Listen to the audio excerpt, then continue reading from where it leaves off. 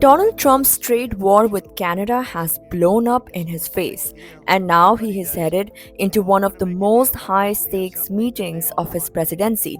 Canadian Prime Minister Mark Carney is set to meet Trump at the White House today on Tuesday, a meeting that could redefine the future of US Canada relations. Carney's visit comes just days after a stunning electoral victory. His Liberal Party returned to power in a landslide propelled in part by rising anger over Trump's recent trade moves. In a fiery post election speech, Carney called out what he described as an American betrayal, saying Canada had moved past the initial shock, but the lessons should never be forgotten. Canada and the United States have been close allies for decades. They have shared a strong trade partnership, supported each other on security, and worked hand in hand on commerce. But all that changed earlier this year. Trump, who once took credit for brokering the USMCA trade agreement during his first term, upended it by slapping blanket 25% tariffs on Mexico and Canada in March. While those tariffs were briefly suspended after both countries promised action on fentanyl and immigration, another layer of tariffs still remains. Goods that don't meet USMCA standards are still taxed at 25%. Trump also imposed sweeping tariffs on cars, steel, aluminum, and auto parts. In response, Canada hit back hard.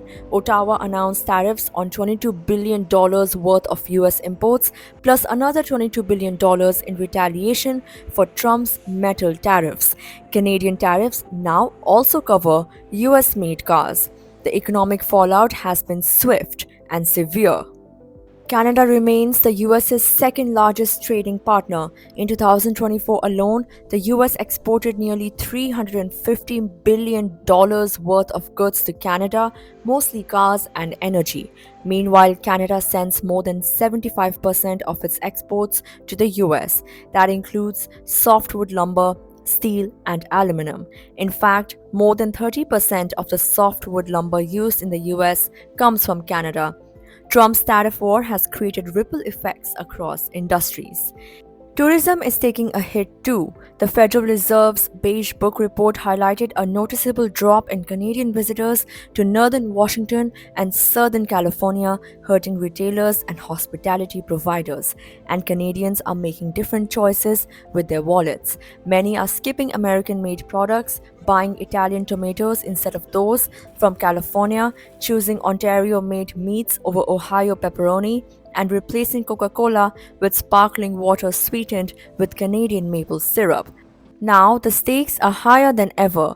Trump's trade offensive has not only soured one of America's oldest alliances, but also pushed Mark Carney into a position of growing power, at home and on the world stage. And when they meet, both leaders know the future of North American trade hangs in the balance.